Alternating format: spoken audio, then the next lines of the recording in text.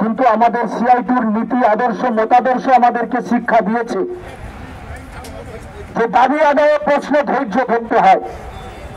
কিন্তু আমি শুরুতে এটুকু বলতে চাই যে ধৈর্যের বাঁধ যদি ভেঙে যায় তাহলে সেটা কি হতে পারে আপনাদের সবার অভিজ্ঞতার মধ্যেই থাকা উচিত। কর্তৃপক্ষের কাছে এটুকু আবেদন জানাতে চাই, তাকিয়ে দেখুন এই শ্রমিকগুলোর মুখের দিকে। একদিন, দুদিন, 5 দিন নয়, 1 মাস, 2 মাস, 10 মাস নয়, 1 বছর, 2 বছর নয়, 5 বছর অপেক্ষা করে আছে একটা সিওডির জন্য। 5 বছর।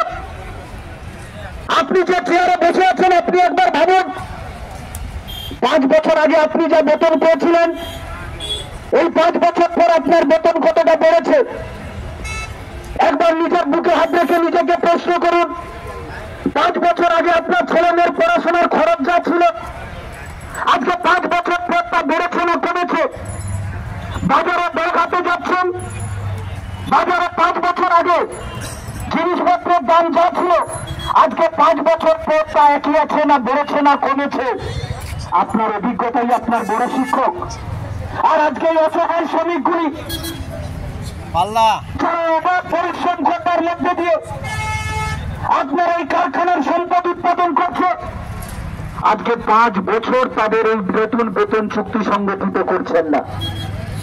বারে বারে আলোচনা হচ্ছে, আমরা গেটের বাইরে অবস্থান করেছি, আমরা ডেপুটেশন দিয়েছি, ম্যানেজমেন্ট বারে বারে চর্চা আলোচনা করছে, কিন্তু এই হচ্ছে হবে এইভাবে চলতে পারে না।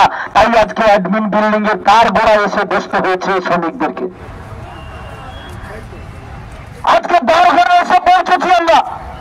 দাবি কি না আপনারা সিওডিটা ফয়সালা করে দিন। ম্যানেজমেন্ট কি বলছে? মানে তৃণমূলের নেতারা নাকি আসছে না। আরে কে এলো না এলো তার উপর শ্রমিকের পেট নির্ভর করবে। তৃণমূলের নেতারা আসবে কেন? কারণ তারা জানে যে এখানে লুটে পুটে খাওয়ার জায়গাটা খুব কম আছে, আর যেখানে কাটমানি খাওয়ার জায়গা নেই, লুটে পুটে খাওয়ার জায়গা নেই, সেখানে তৃণমূলে নেই। তাই আপনি তৃণমূলকে